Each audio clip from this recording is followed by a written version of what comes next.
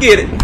Users in 2023 alone, more than the combined salaries of the NBA, the NHL, Major League Baseball. Everyone's heard of OnlyFans, but no one really knows what it is. There's a house in LA. There's a girl named Sophie Rain who's a Christian OnlyFans girl, and she's got a bunch of girls that literally Christian OnlyFans girl. They make childlike content on TikTok to be able to promote their OnlyFans. It's like hear mothers that tell me little girls are now like, I want to be a part of the. I love it. Oh my Lord. This is diabolical. It's like a feeder system. So we've had Nala Ray who says she made $14 million. And we had like China who said she was making like $20 million a month at her height. Is that the reality for most girls? The reality is the average wage of an OnlyFans creator is $180 a month. Were you there long enough to say, I know this is going to be successful? Were you able to figure that out? Yes. The younger, the better. Sheesh. This is dark. Okay, I want to show you a couple things. Hey, Chad, I'm going to tell you right now, anybody with weak constitutions, please leave the ride. You must be this tall to ride this ride, Chad, because we about to dive into this thing. In my head right now, I can think of like 5, 6 guys, 10 guys that I remember, and that's it. I don't ever have like one answer. It's fine. Yeah. This is the Deep End with Lecrae. All right, so my next guest, incredible story. This young lady is an Australian who is an incredible business consultant who used her marketing expertise to become an OnlyFans recruiter. But she dove deeper in and got to see what was going on under the hood, things began to change. She felt conflicted and decided to do something about. Not a scout. I don't think I've ever seen anything with an OnlyFans scout on there before. It's about to be lit. The conflict that was warring in her own soul, and has created an incredible organization to help young women see their value and their worth. Ladies and gentlemen, meet Victoria Sinis. Thank you so much. Absolutely. I appreciate you for being here. Yeah, thank you for having me. So that's a lot. That was a mouthful. Yeah. There's so much that I want to know. Let's just get a background on who you are, first of all. Just like, who are you? Where'd you come from? How did you get to where you were? Yeah, definitely. So as you said, Australian. I'm born and raised in Melbourne. I guess a random fun fact, I'm a first generation Aussie. Oh, okay. Yeah. Aussie. Technically not Aussie at all. My father was born in Greece and my mother was born in Manchester. Wow. Yeah, and then they met in Australia. So that's kind of cool. Okay. So yeah, but always grew up in Melbourne. I love it. But yeah, I guess my background has been in business and startups and marketing and building things, and I love it. I love like the chaos of startups and all of that. And so yeah, that's a little bit, I guess, about me. This skill set, like you got good at it, and then how does OnlyFans come into the picture? Are you working somewhere else before that, or what happens? Yeah, definitely. So basically what had happened was I was helping one of my other close personal friends build their businesses, and it was in hospitality. And hospitality, man, you love her pals for evil. Work weeks, like months and months on end. Yeah. So like, I guess the context to set it up, doing that, I went overseas to Europe for like a month to have a holiday. And I was like, I can't keep doing this. Like, this is killing me. And it just so happened when I was overseas in Europe, I had another close personal friend who had started this thing called an OnlyFans agency. And the reason they had started the agency is they actually had people in their world that were already pretty prominent in OnlyFans in Australia and also actually in America. And they were complaining about their agencies. So this person who I knew quite well had an exceptional educational background. They were actually an ex-criminal defense lawyer. Yeah. And so they were like, I think that we could do this. We have girls that are in the industry. They're already, I guess, quite well known, quite successful. They understand. Chat, for those who don't know what OnlyFans is, OnlyFans is like a subscription-based porn site. Now, let me take that back. It's a subscription-based site that you can use for anything, but is most famous for pornography or whatnot. It's today's like porn machine. And this girl right here, for those of you who are just joining in, sorry, I'm fixing this light, it just fell. This girl right here was a recruiter for OnlyFans. Like, you know how people recruit people to go to like Alabama and like Duke and stuff? She did that, but for OnlyFans. Crazy. And what agencies need and don't need. This person obviously is incredibly intelligent. So when I came back home, they were like, hey, like you have the background in businesses, you've built businesses, you do marketing, all of that. Would you be interested in helping us to get this up and running? So in my lens, I was like, number one, I love business. And I was like, I need to get out of hospitality. But I hadn't really heard of much about OnlyFans, you know? That's what I was going to ask you. Had you heard about it? Yeah. So I feel like it's just a term that's been kind of interjected into our culture. Everyone's heard of OnlyFans, but no one really knows what it is. And that was my lens. So I was like, oh, well, I hear that like this is liberating. I think it's a positive. I think you can just sell your feet on there. Like, I don't really know. But the people... Chat, first time I heard about OnlyFans, I was seeing these clips on Facebook Reels. Like, they're randomly coming up on my feed. And it was about these college students saying that they were selling these feet pics on this thing called OnlyFans. And this was back in 2020 during the pandemic. That was literally the first time I heard about OnlyFans. And no, I've never been on OnlyFans before. Never checked it out. No, I've never been... No, all right? Just... For everybody, no, chill out. No. People that I knew, I looked at them and I was like, okay, these people were, I guess, once poor, now they're rich, in quotation marks. So I think that this has to be a good thing. So that was just really my lens going into it of like, heard this everywhere. I think it's liberating, and I just think you can make a lot of money by not doing a lot. And that I think is a really common narrative for a lot of people. Yeah. It is interesting. So let's do some people a favor then. Let's explain what OnlyFans actually is. I'm gonna tell you what I know. Here we go. Okay. So first of all, let's talk about how big it is. $6.6 billion spent by users in 2023 alone. Yeah, wow. Makes more money than Spotify.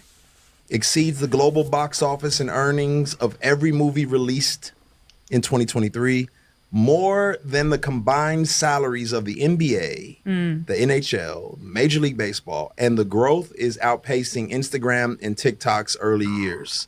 What? This is basically an adult content site, right? Yeah. Like, so what else would you say about it besides what I just said? Because like people are like, what is OnlyFans exactly? Yeah, I like to kind of bring it back to the original intention of OnlyFans, and I think that context is helpful. Okay. So, OnlyFans actually originated in 2006. Bro, 6.3 billion? Yo. Oh my God. Yo, the devil is busy. The devil is busy. Oh my God.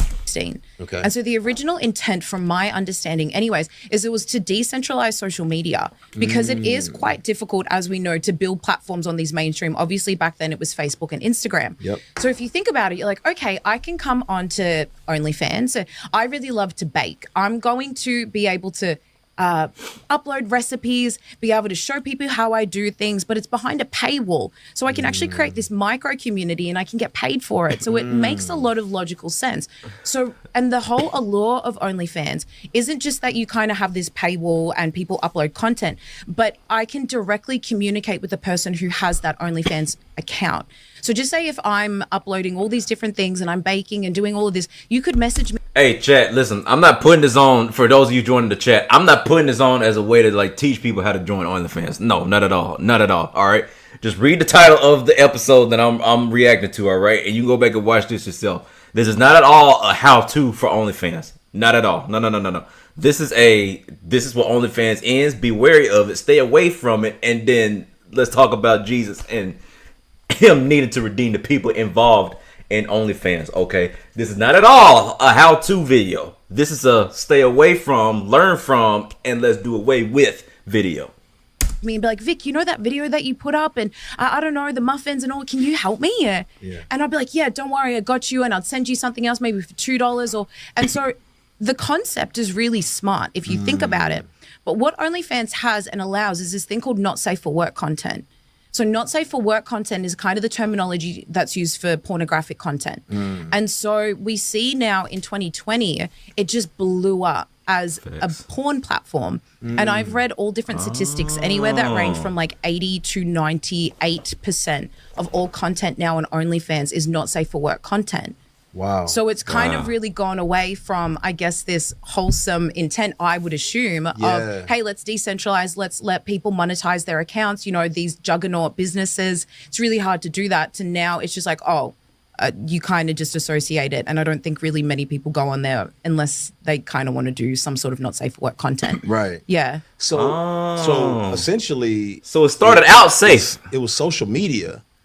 But like behind the paywall. Yeah. And then as soon as they said, well, we'll let some NSFW's content live there, that just flooded the site, the market. And then that became the most prominent aspect of it. Yeah. And okay. Somebody had to figure out that if I show people some scantily clad images or something along those lines, I make more money than if I just, I don't know, post about baking or something along those lines. That's what I'm assuming.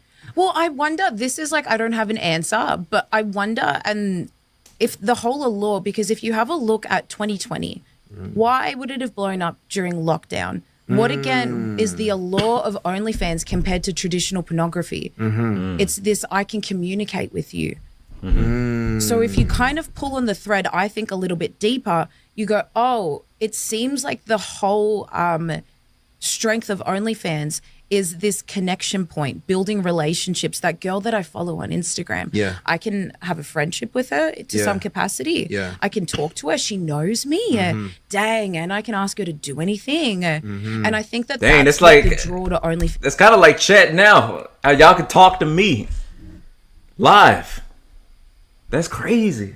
But it's it. They turning tricks. Fans it's this curiosity piece, but then it's this whole, and I'm sure we'll get into it, but then this whole relationship aspect that's built, and I think that's why it kind of blew up so much, especially during a time where everyone was basically in lockdown. Yeah, that's very interesting. I was looking at an article earlier, and it talked about capitalizing on the desirability and the desire for relationships, and it. Like capital. Now, I've never been on OnlyFans, so I don't understand the function.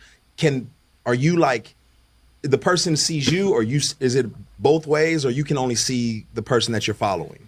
So two-way street in like a webcam perspective, right? Like if I follow said person, can they see me, or I just see them and they send me messages? So this is like a big, I guess, also misconception that it's like webcamming live stream, right? Anyways, my exposure in the agency where I worked at, because I just don't want to generalize, but not a lot of that happened in any capacity at all. I didn't see any of that. It's this thing called pay-per-view content, and so locked content. Yeah.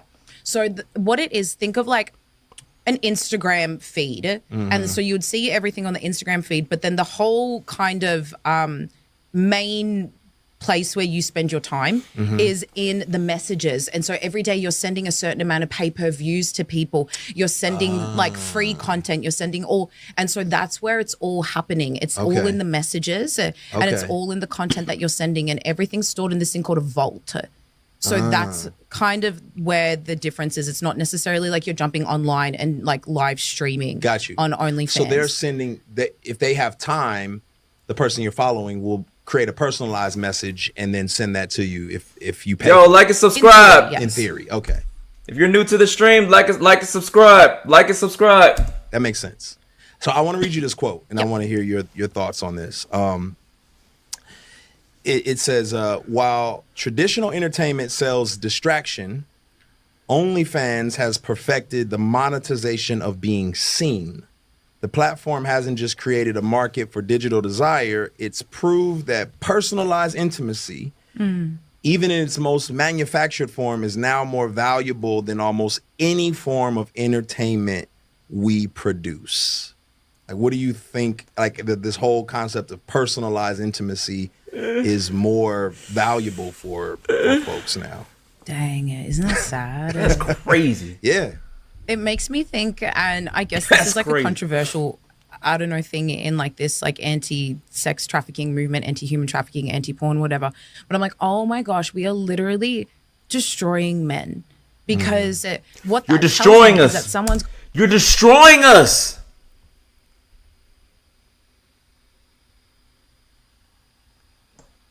Gone, oh, I can just realize that the weakest essence of a man, and we know all the statistics about men currently, and they're the highest rate of suicide, mental health. Men are really struggling. So that tells me that someone's gone, well, you can literally just leverage off like the brokenness of men and make money off it. But we're putting it in these soft words. Yeah.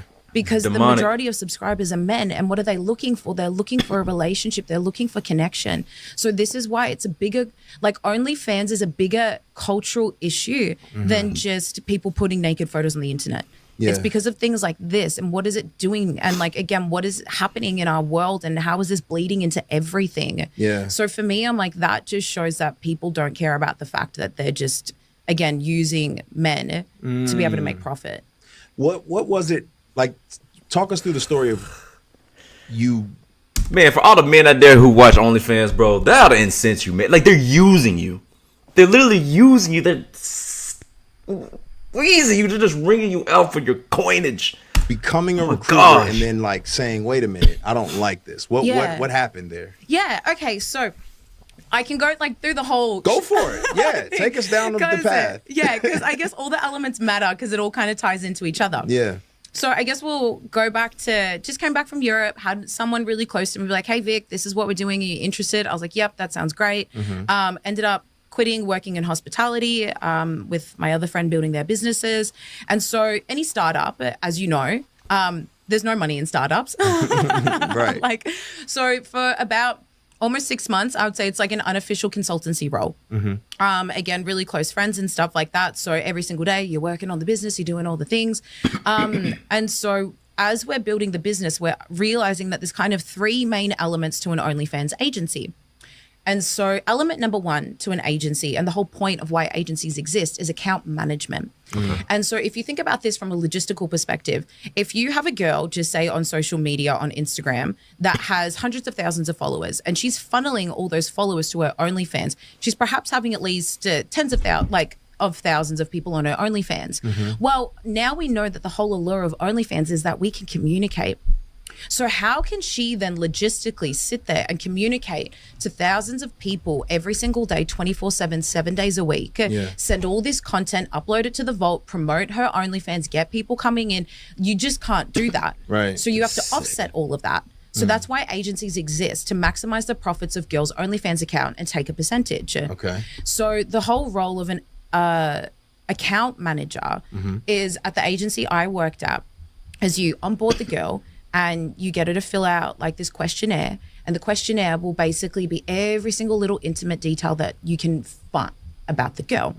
And we can get into even like some of the things that are like on the questionnaire, because I think that plays into this bigger thing about the ethicalness of it. What's the type of question? So just say like one of the things that we talk about, that I talk about often, is the levels. And so this kind of plays into, people say that this is ethical, that there's free will, it's empowering, and the girls get to choose. And so the reason why I think this is important to explain is that as soon as you're inaugurated into this ecosystem, you haven't even signed the contract to come into the agency. You're doing this questionnaire, and it's got this thing called levels.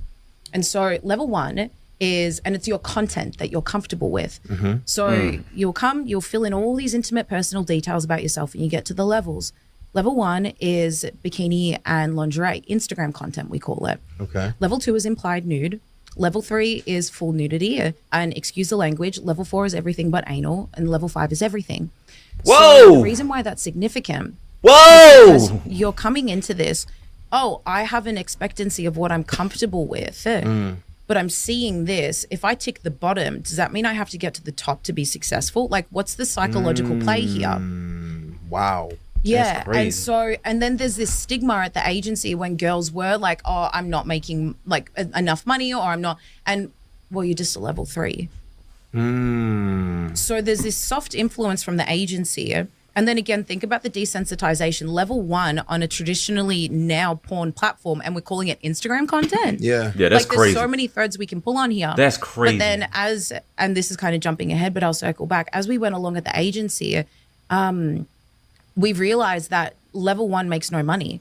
And it was actually my idea. Look, chat, why they have this set up like a video game? Level 1 through 5?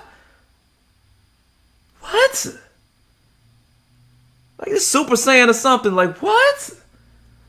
Yeah, I was like, well, why don't we just get rid of it? So then people don't even have the option. Wow. So then you're already entering into this system. Again, I think you can just sell your feed on there. But wait a minute, I'm coming on here and you're telling me that the base that I have to do is implied nudity. Oh. And so that's really important to understand already what's happening psychologically to these girls. And we're just at the questionnaire. Yeah. Yeah. Now, well, before you keep moving forward, Yeah. Because there's a misconception of the type of young ladies who would be applying. Are they from all walks of life Yeah. and just like, Yeah. they're ticking that box? I think it's really unique. Back home in Australia, prostitution, like brothels, strip clubs, all this stuff is legal. So there is a totally different lens in America where this stuff is illegal. Yeah. A lot of the girls here are, oh man, actually no,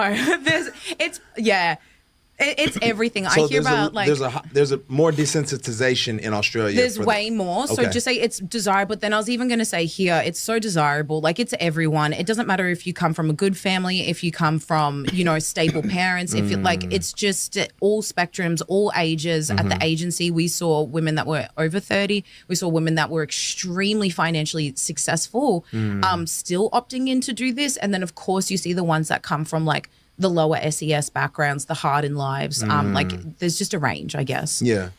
So they're signing.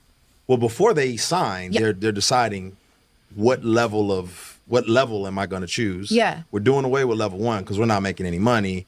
Where are you seeing success in the agency? Like, were you there long enough to say, I know this is going to be successful? Like, were you able to figure that out? Yeah, so that ties into like the whole recruitment element. But niches, obviously, fetishes. We saw a lot of subscribers that, because you can do this thing called a custom request, and so that's where you can ask for anything that you want, and you'll just pay for it. And yeah, so obviously niches and promoting girls is like, goth, nerdy, whatever type of thing does really well. And then the younger, the better.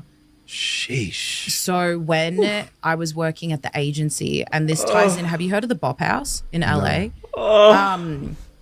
So working at the agency, the top 3 search categories in porn at that time was teen, fresh teen, and barely legal. Yeah. Crazy. Yeah. It's wild if you... Oh God! Oh my goodness! Oh Father! Oh Father! Oh my gosh! If my daughter was caught anywhere near that chat, I would have a brain aneurysm. Oh my gosh! I'll be like, just take me now, Lord. Lord, just take me now. Oh, my heart hurts. My heart hurts. Chat. Ew. Crazy. And so that's why I asked about if you heard of the Bop House, because there's a house in LA. There's a girl named Sophie Rain who's a Christian OnlyFans girl. And she's got a bunch of girls that... Christian OnlyFans girl. What kind of an oxymoron is that? Christian OnlyFans girl? Christian OnlyFans. Christian OnlyFans. Huh? literally look like they're 12 years old, and they're all in this mansion in LA, and they make childlike content on TikTok to be able to promote their OnlyFans. But it's also a recruitment tactic because now little girls, and I know this because I hear mothers that tell me, little girls are now like, I want to be a part of the, I love it. Everywhere I go, every single girl will put their hand up when I say, do you watch Bop House content? Oh my Lord. And they all idolize it. Like I heard in Redding, California, at a high school there, young girls are storing up their content. So when they're 18, they can go to the Bop House, if you can read between the lines of what, Yeah. So it's like, it's diabolical. It's like a feeder system. Yeah. Yes. So that comes into like the whole marketing. Sheesh. Yeah, it is. This is dark. It is. I know. But like it's yeah, like I think it's necessary to expose. Yeah. Yes. Like the whole entire eco. I know. I want to laugh as well because like, it's really heavy and I'm sorry. No, but... it's fine. It's fine. It's fine. But continue because it's got to be exposed. Chet, I'm gonna be honest with you. I wasn't ready for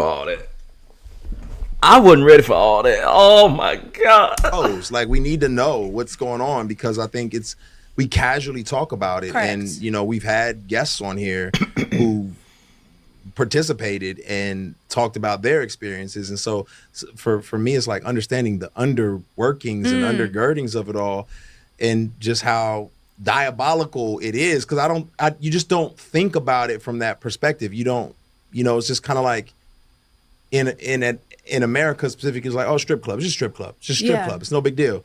But when you lift the hood up and you're like, oh, there's a lot going on behind the scenes that we're not even considering. And so I'm listening to you, and it's like, oh wow, this is like a strategic, dark plan to like reshape society in a lot of ways. Yeah, totally.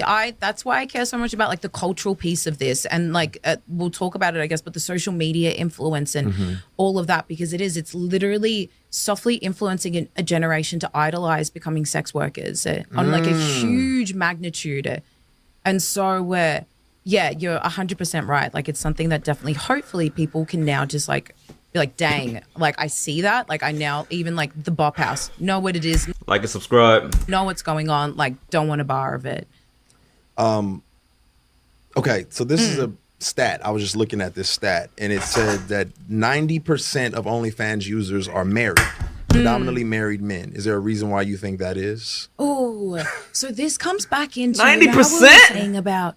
So we had these things called chatters. Do you know what chatters are? That's an A. Okay, so this comes back into account management. So again, the whole allure is that we get to have a conversation, yeah? Okay. And so you have now come onto OnlyFans, you're a subscriber, and you followed your favorite Instagram girl, and now you get to have conversations with her. Well, if we go to the back end again and remember that this girl can't sit there and facilitate all these conversations 24/7, do you think us as the owner, well, the people that run the agency, are we going to be the ones doing it? No. No. So we offset that and we hire people from the Philippines. And so it's cheap labor. So it's people that you pay like $1 to $5 an hour, and their role, that's why you have the questionnaire, because the questionnaire turns into a brief, and then that brief is of the girl, and you give that to the chatter. And a chatter is someone that it's a commission job, and they'll pretend to be 4 to 5 girls, and they're just sexting men for 6 to 7 days a week, 12 to 14-hour days, trying to make as much money off them as possible in this thing called the girlfriend experience. And that's what we would train them in. Woo. Yeah. So my brain is. I know. So on one hand, Mr. Smith thinks he's chatting with this bombshell on Yeah, you talking to a random Asian.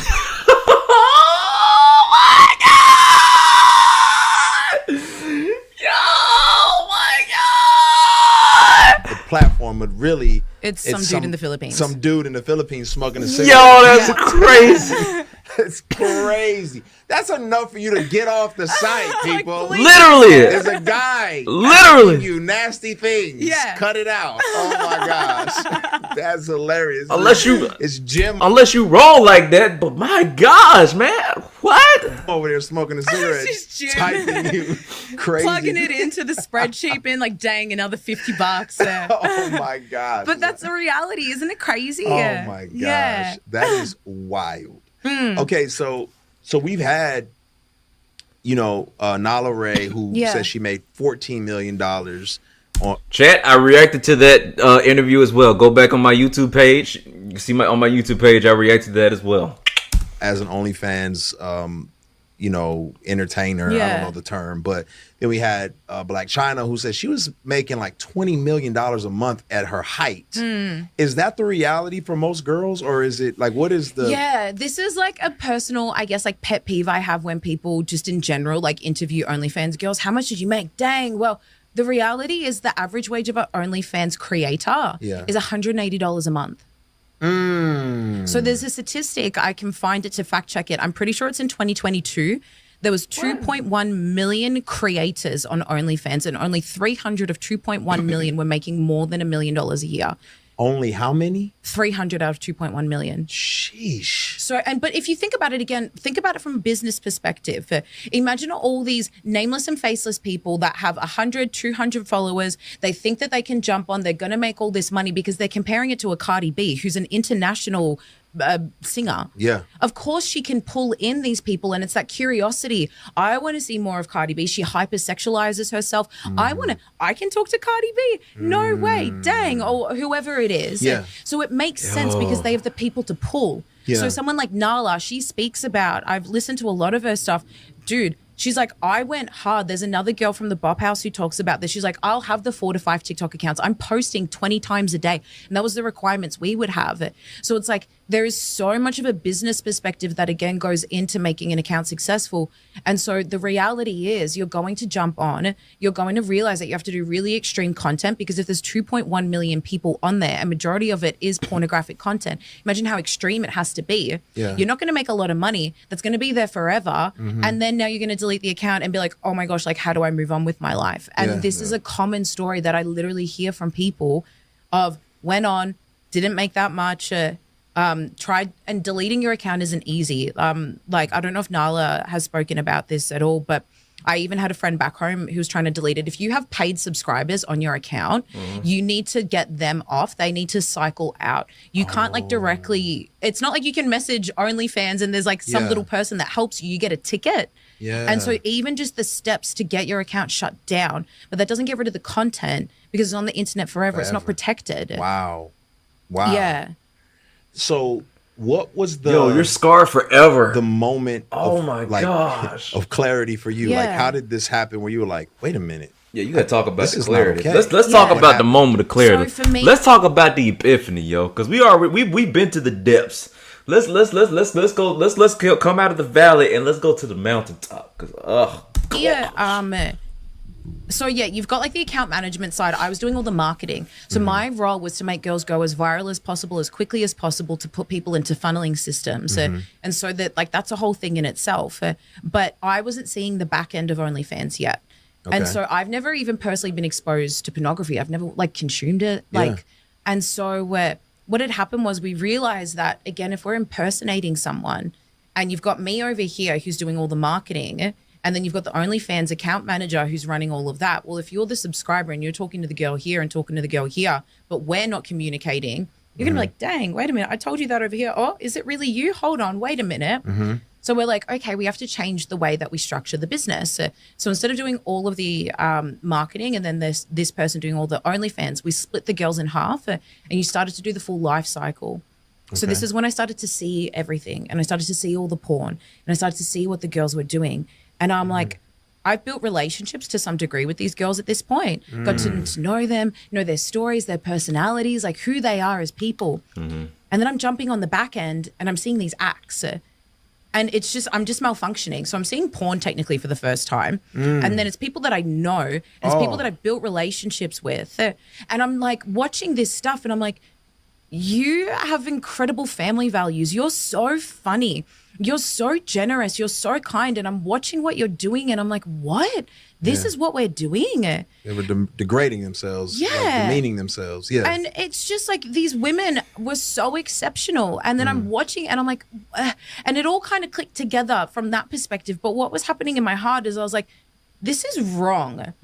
And so I started to ask questions. I started to ask people at the agency who worked there, like, what do you think about what we're doing? And someone told me they're like, people, safe injecting heroin rooms. Yeah. They're like, it's like a safe injecting heroin room. People need a safe place to do drugs. We give people a safe place to do porn. Wow. And I just wasn't satisfied with the Sheesh. answers I was getting. And so for me, what had happened was I was like, okay. And you can imagine the lifestyle because there's this whole like allure. That's why I love to use the Bop House as a real life example of the fame, the money. We were doing that. We were throwing parties in these multi-million-dollar mansions, the yachts, the cars, all the trash. glamorous life. Allure you to come. You want to have this life? Come be a part of the agency. So we're doing all of that. So the partying's out of control, the drinking, the drugs, the high life. And I'm like, I'm miserable. I hate this. This makes me feel yucky. I don't feel good. Okay, what can I do to feel better? Because nothing's working anymore. So I was like, oh, well, maybe if I do something that's so extreme and good that it'll offset all the bad that I'm doing and it'll make me feel better. And so we were actually building my educational background. I dropped out of it, but was in psychology and psychoactive psychotherapy and like alt medicine. So we were actually building a medicinal cannabis company at the time too. So I was like, okay, I need to... She was building a weed company. That's crazy, yo. Hey, this girl lived a life. think of something that's extreme enough that I can like offset all the bad. And I had this genius idea. And I was like, I'll go help refugees. I was like, that's big enough. I'll go overseas. I'll help a bunch of refugees. I'll come back. Yeah. The cannabis company will be up and running. I don't have to work at the agency anymore. Oh, happy days. My scales are balanced. Man. So I was like, that's extreme enough. That's big enough. Yeah. And so I had, again, this random thought. And I was like, I'm 26 now. I was 24 at the time. And I hadn't been to church since I was maybe like 8 or 9, I think, like really young. And a limited exposure to church, I would say. But I was like, that church I went to as a kid had a refugee program. I was like, sick, I'll sign up for that. So Google the church, sign up, this little application for it. And this is where it starts to get like super, super cool. So, you know how churches have like different departments and like different emails go to the different places? Well, the outreach team never got an email with my application. But what had happened was the young adults pastor got an email, and I got to see it months later. And it said, Victoria wants to reach out to the church. Here's her number. Call her. Wow. Isn't that cool? Wow. And so I get a call from this random chick, and she's like, hey, like, do you want to come down to church? And it was a Thursday she invited me. And like I'd alluded to kind of what was going on, but I just thought it was like the vetting process of what Christians did. Like I didn't really know. Yeah. So I rock up to this church on a Thursday, and I remember I'm like sitting in my car at the front, and I'm like, I can't go in there. I'm like, I am such a terrible person. I will literally burst into flames. I cannot walk into that church. I was like, there'll be a force field. Like there was just, I couldn't do it. That's tough. And so I'm sitting there and I'm wrestling with myself, and I'm like, Vic, you're just here. Like just walk in. That person's waiting for you. So I walk into this church, and oh my gosh, she's my friend. Like she's one of my really close friends now. This young adults pastor, grown up with the Lord. I'm talking like sheltered, like just in the most beautiful way though. And this exceptional woman for 3 hours is hearing this unhinged girl be like, I sell porn. I'm kind of selling drugs. I'm kind of addicted to drugs as well. I don't really know what I'm doing. Like help, refugees. Is that going to make it better? Like, I'm trying to fix this, okay? Like, I don't know what I'm doing. Everyone tells me that this is good. I feel bad. I don't know what to do. I need help. For 3 hours, and this beautiful woman just sat there and listened. And she goes, I really think you should come to church this weekend. She goes, I really think you'll resonate with the guest speaker. So Sunday comes around, I go to church, and I'm like in the balcony at the back. But get this, the guest speaker in church is talking about this over-sexualized culture. She's talking about OnlyFans, and she's talking about the dangers of this. And she's talking about how this is affecting children and what is happening, because she goes to schools all around the country. And she said this line that I didn't understand it at the time. I had no context for it, but now it's like an ethos, I guess, and it just ripped my heart. She goes, Christians are supposed to be the salt and the light of the earth, and they have failed, and we are destroying the next generation. And I didn't understand it, but it just clicked. And I was like, this is wrong. I'm not crazy. What we are doing is wrong. And so when she finished speaking, I just ran down to her and I went up to this stranger. And I was like, hi, my name's Victoria. I work for an OnlyFans agency and I hate myself. And she was beautiful. Again, she didn't do what I thought Christians would do. Like, mate, you're going to burn in hell. Like, you need to repent. Like, I don't know. Like, she goes, let's have lunch. Oh, wow. And she sat with me for hours and she answered all my questions. Isn't this like a safe injecting heroin room? Ethical porn, empowering, positive. And she just gave me the truth. And people have asked, did people mention Jesus? Did they pray for you and all? I was like, no, I wasn't a pet project to convert. I was like, someone sat there and treated me like a human, answered my questions. And God's big enough that his name doesn't even need to be mentioned. Yeah. But Chat. Pet project is a crazy way to put it, but it's something that I'm really putting, like, I really want to build my platform around. Like, I don't want to be the type where I'm on here calling everything demonic, even though, once again, the stuff that Diddy did was demonic. But I'm doing this because I want this platform is to show like the grace to it. I want to show the grace behind Christ, and that's why I said what I said back then, earlier in the stream, where I said, like, yo, I want to see him come to Christ. I want to see him come to Christ, that he be redeemed by Christ, that the Spirit just really fills him up, and that he uses this experience that he's gone through as a way to touch others around the world. Like, I really pray that this be like a Paul situation. I really do.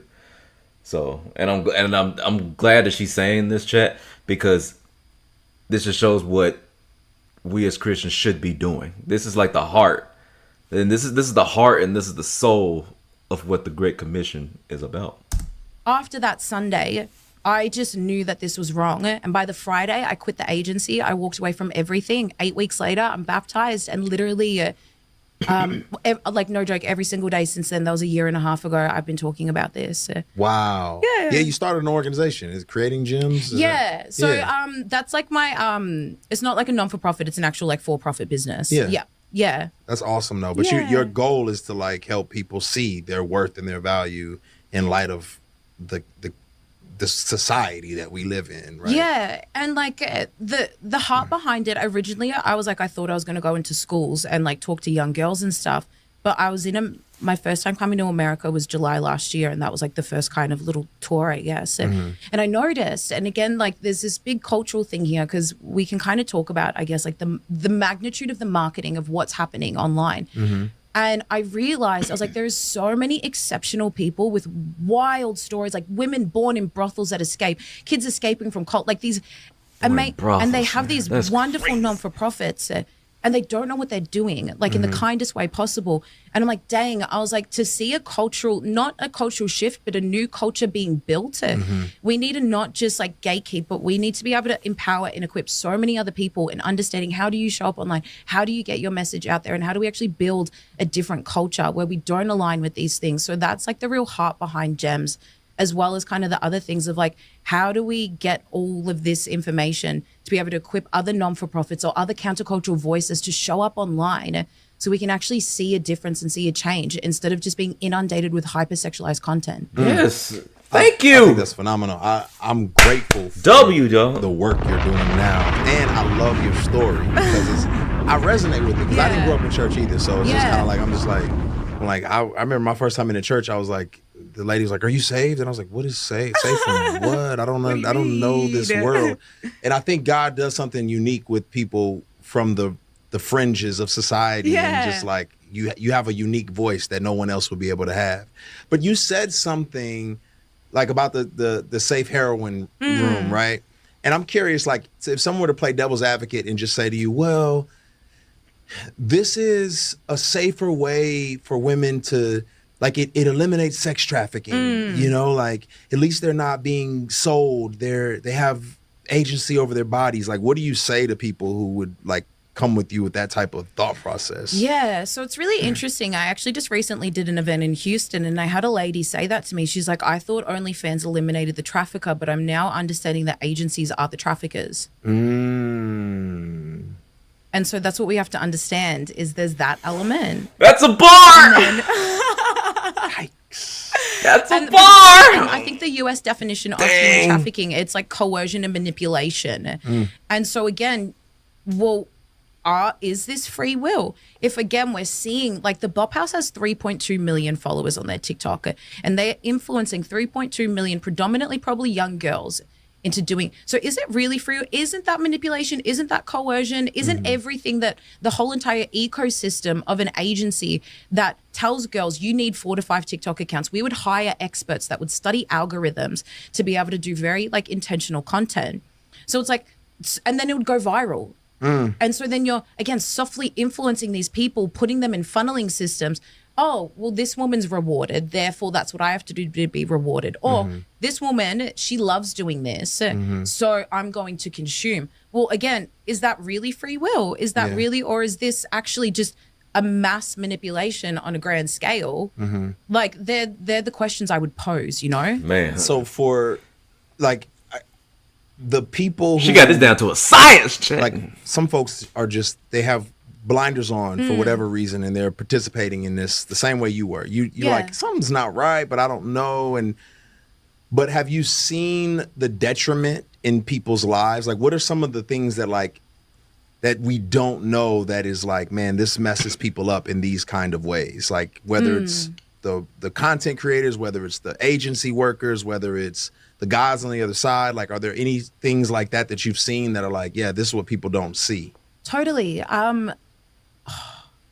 I have 3 stories. Go Can for I it. share? Because Yes. I was like, dang. I was like, I don't know what one to pick. Pick them all. Okay. We're here. We got time. The first one is when I was working at the agency, and one of the girls who was working there, who was one of the OnlyFans girls, hated doing it, didn't want to do it anymore. Was like, I get anxiety doing this. It makes me feel sick, but I don't know what else to do. So I was like, okay, babe, let's sit down. Let's get you involved in the business side. Sat down with her and I said, what are you good at? She goes, I'm good at being hot. I said, nah, come on. Like, what are you good at? I thought she was being like, she goes, no. Chat, the fact that she said that like it's a skill, I'm good at being hot.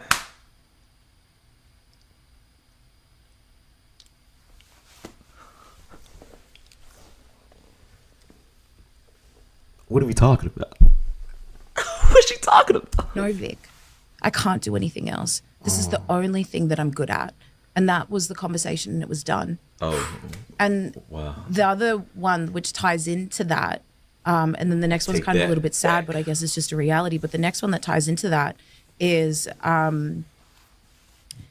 I recently held like an event back home. The context is kind of needed for this. And it was for like, I guess like freelancers, like creatives who don't necessarily have like a 9-to-5 job, because you know how like corporates have 9-to-5s, they'll have like a Friday night like knockoff, whatever. So a friend and I were like, well, why don't we do that for creatives? We'll make it like, we want Christians to come, but we'll invite everyone. Yep. Cool kind of space. And then you're not just having to get drunk on a Friday night with corporates. So anyways, this girl rocks up and she goes, what are you doing here? I said, what are you doing here? And I was one of the girls from the agency that used to work there, and I actually trained her in being an account manager, and she had an OnlyFans account. Oh, snap. She got talking, got to tell her the whole entire story, everything like that. And she goes, Vic, a week after you left, I left. And she goes, but it ties into the impact. She goes, I started doing something else. I have another business. She goes, do you know how much pride I have that I had an out. I had a hobby. I had a way to get out, because there's so many. I don't know what they're doing, Vic. She goes, do you know how cool it is that I can come to an event like this and I don't have to lie about what I do? I can have pride and say, this is what I do. That's and good. she is like, I actually am capable. I do have capacity. She's mirroring these words to me that I use. And I was like, yes, you do. Yeah. And she's like, I'm so proud of myself that I realized that I actually can build money out of doing that. Yeah. And then the tragic thing in that, though, is a couple months later, one of her subscribers found all her brand new clients and sent all of her pornography to all these brand new clients that she had just built in a totally different industry that had nothing to do with. Oh, man.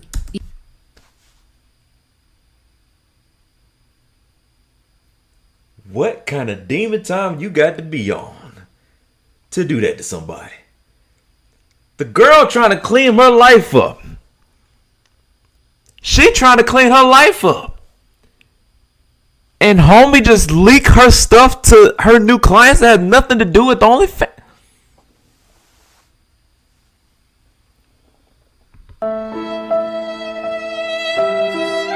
Like that's demon time on a whole nother level, yo. Like, Yeah. And like I'd message her and I was gosh. like, we can get the police and like, do you want help? Like, what do you?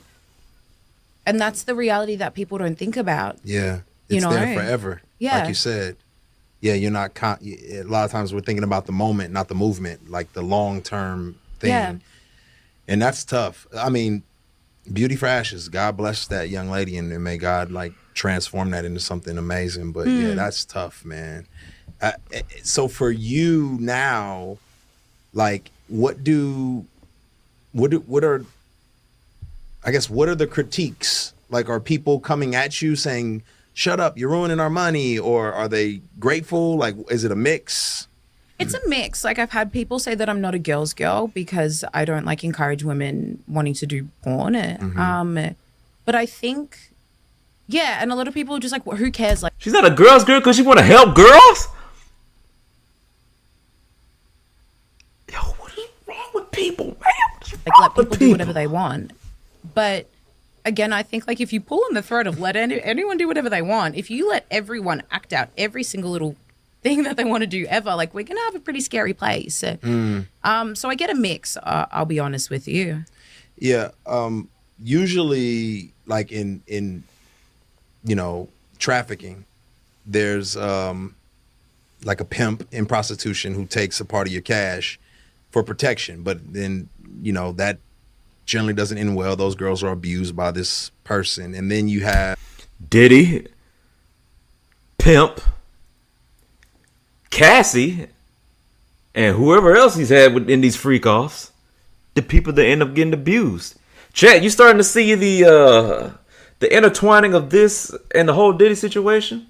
The whole ecosystem with OnlyFans and sex trafficking in this whole Diddy situation? Even with the pornography stuff, like, I mean, what Diddy was doing pornography, and we did hear about him doing tapes and whatnot, but I remember reading something or hearing something, I don't know if I heard from somebody or read it, whatever, but I remember hearing / reading that Diddy had a porn addiction so bad that he was actually, he would watch pornography at award shows. You heard me correctly. He would watch pornography at a award show. I mean, like they say, and the nominees are, and he's sitting there watching who knows what. I'm telling you, man, it's a strong spirit, because it's again what we talk about with 1 Corinthians 6:14. Every other sin is outside the body, but sexual immorality is the only sin where it affects you. It directly affects your body, what you're hooked on, who you having these invisible soul ties to. It doesn't have to be like direct sex. It can even be what you're visually watching, what you're connected with, the spirits and the demons behind that. It's strong out here, chat. You got to be wary. You got to stay on guard. Some women say they have freedom from the power, you know, the type of work they do with OnlyFans, but then there's this imbalance because the men are, I guess, the OnlyFans owners and whatnot are taking 20% of you showing your body on the internet. So it's kind of like they're saying they don't want to pimp, but someone is still taking a portion of their money, and I guess the agency as well. Yeah, so we take a percentage. Right. So is there really the power that they think they have in existence, or are they still, like you're saying, they're being trafficked by the people who are taking a percentage and the agencies as well? What do you say to those women who are like, no, I got power, I got my agency? Yeah. There is no, what is the difference, just say, in if physically we had a house with a bunch of girls and we were taking photos of them and putting it online and being like, you have to give us a certain amount of money for doing that, and we just physically housed them, between us doing that digitally and doing the exact same thing. Like I say with recruitment, like we would cold message people and be like, hey, we love your vibe. We think you're so cute. What is the difference in us standing on a street corner and going up to young girls and saying, hey, you're really cute. Have you ever thought about doing OnlyFans? There's no difference. But people think because it's behind a computer screen, for some reason, it counteracts the, I don't know, the weight of it or whatever it is. Yeah. But there's no difference in what happens digitally to what happens physically, and they bleed into each other. Yeah. I love that analogy. Matter of fact, I heard someone years ago say, you know, if you were sitting in a room watching people engage in, you know, sexual activity, Sit there and watch? would Did he just reference Diddy? you feel like Yo. your spouse would approve of that, you know? And of course people are like, no, they would never let me just sit in a room and watch two people going at it. It was like, okay, what if you were sitting in the room next door, but there was like a glass wall? Would they approve of you watching them through the glass wall? And it's like, no, it's just, I'm still there, just a glass wall. Yeah. And I said, okay, what about if you're in the room next door, but there's not a glass wall, it's a camera? And they're like, no, because I'm sitting there watching them on the camera. I'm like, okay, well, let's say you're across the country with the camera. What's the difference? You know, and it's like, when you think about it, we've desensitized it so much. And I love how you're putting it, because I wouldn't have considered that. It's like, yeah, you're still trafficking people, but it's got a different name. And I guess people would push back on that because, like, no, that's not, they're not against their will. Especially in Australia, because it's legal. So, you know, exactly. They're not going against their will, but it's doing something internally to them. And then, of course, the damage in society as well. Well, it's even more crazy because it's like, especially where it's legal, and I'm learning this more about like the push to have all of this legalized in America. We go into brothels back home, and and we just do like outreach. That's awesome. And again, people have this really big perception that it's women that, you know, they're put in the van and then they're brought here or whatever. Majority of them, they want to do it, in quotation marks. Again, it's because culturally, like even just say our biggest influencers are sex workers. And so like we met this one girl who was from Japan and she's like, yeah, I came over here on a year contract. I'm going to work in the brothels, earn a bunch of money so then I can go home and study. Just casually. Just casually.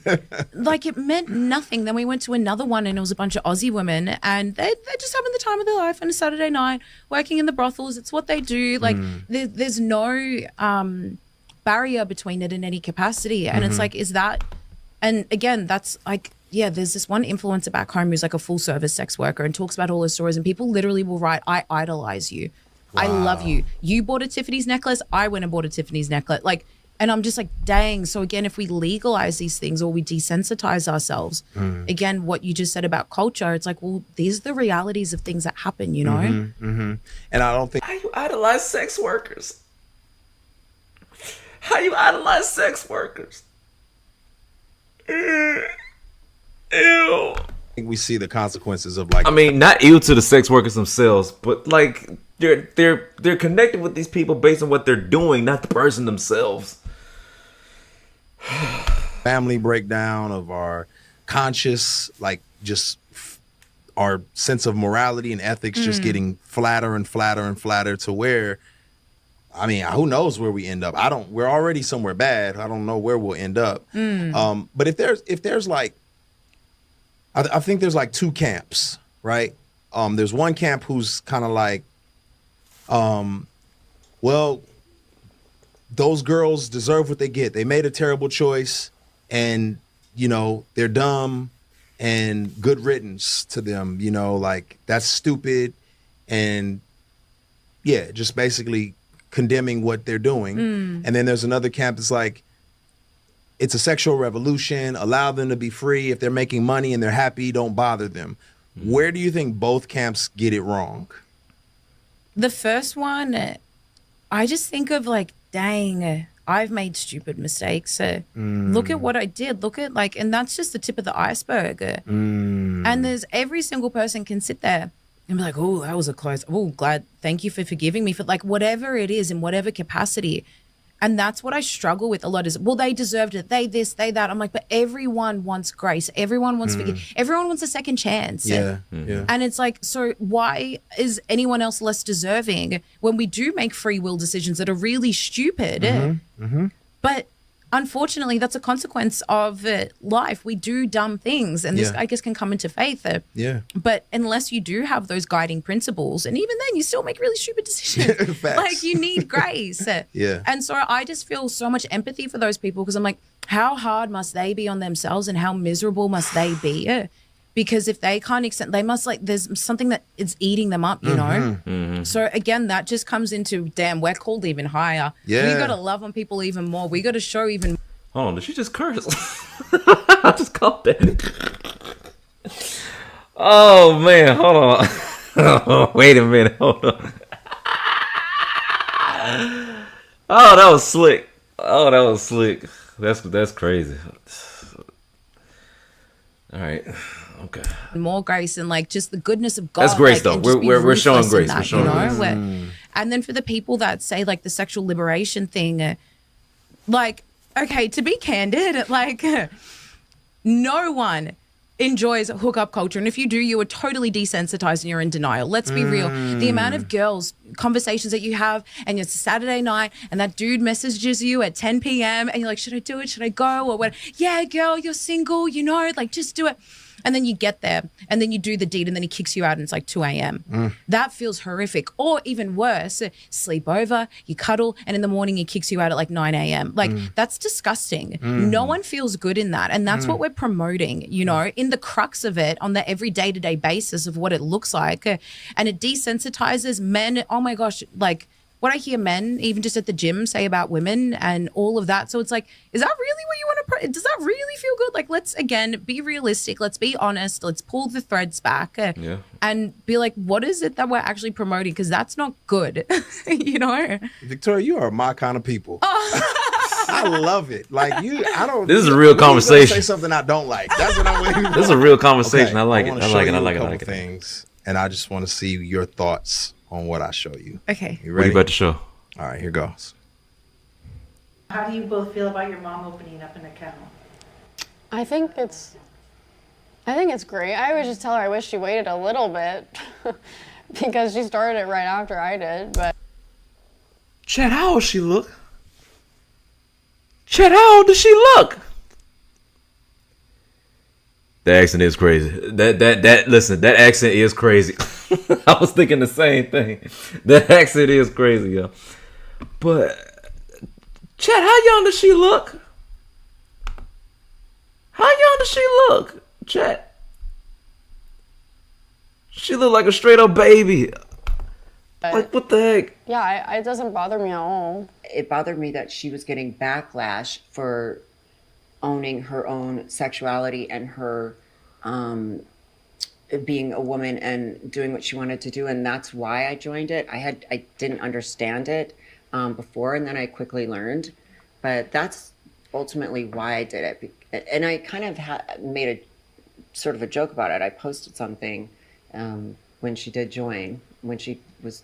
People were making comments because it's hard because she's so young and she was 19 or 18 when I was she like, joined. I just turned 18 when I She was started 18 it. years old. It was And crazy. I thought, oh my gosh, for her at 18 to have people have negative comments about her, it really bothered me. Okay. Dang. There's so much to unpack. The three things that really stood out is number one, you care more about people's perception of your child than you do about protecting.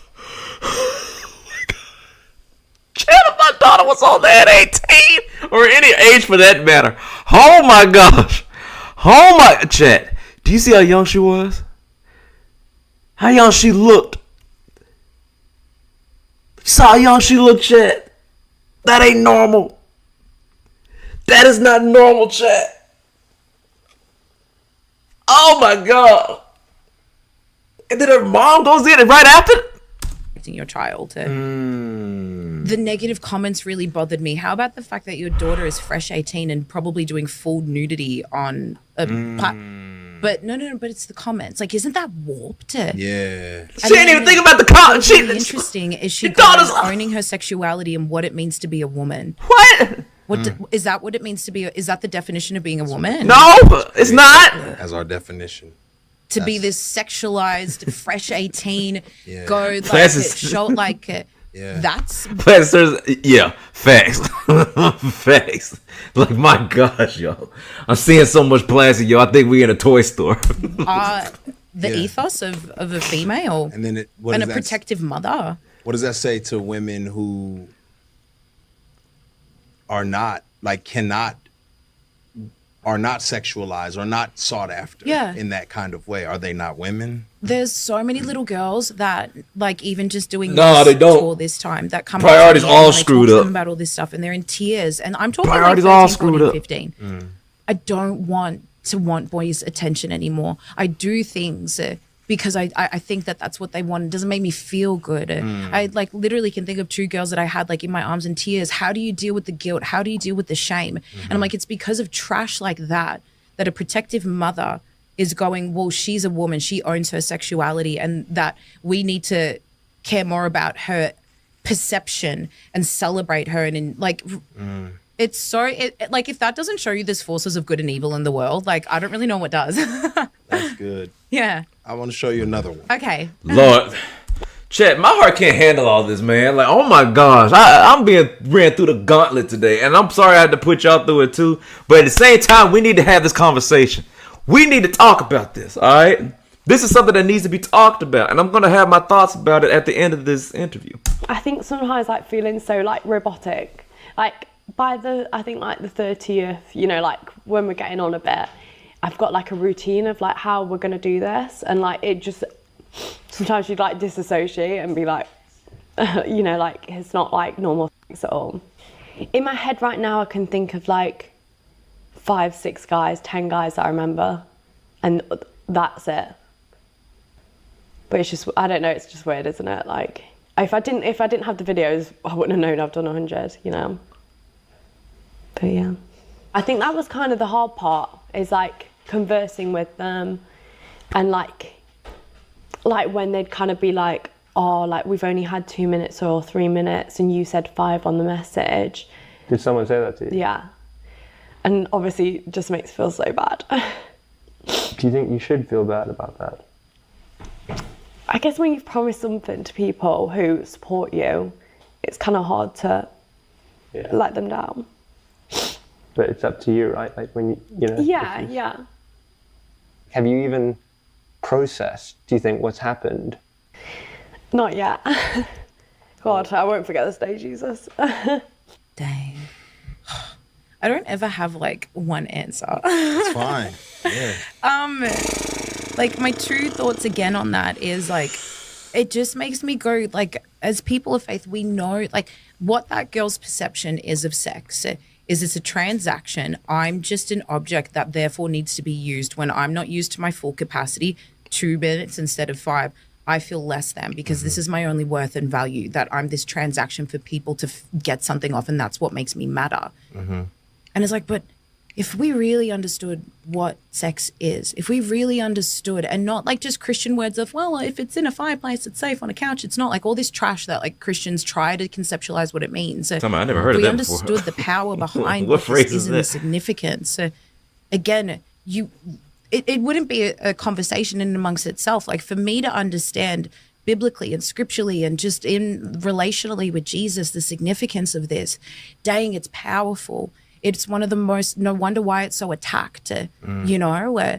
And so I just, again, it's almost like it feels like a call to action of people. If you say that like you're of faith, this is the consequence of us not understanding our scripture and understanding Jesus and not being bold and talking about these things that seem like they're awkward and uncomfortable, but the world is screaming it. Yeah. Right. So why is it that the world can scream what Lily Phillips is doing and promote that and be so, like it's global, that 100 Men. Bonnie Blue is global, but yet we feel, well, it's a bit there, like really? And so that's just what that tells me, as of like, if we proclaim Jesus, if we love him, if we truly understand the significance of what it means holistically, then dang, we should be not afraid to have any of these conversations. So girls like that never get into positions like that, because she matters. That's good. You know? That's really good. Let me drop a bomb for that. Yeah. Oh, bet, Jet. Let me drop a bomb for that. That was fire. That was fire. And I 100% agree.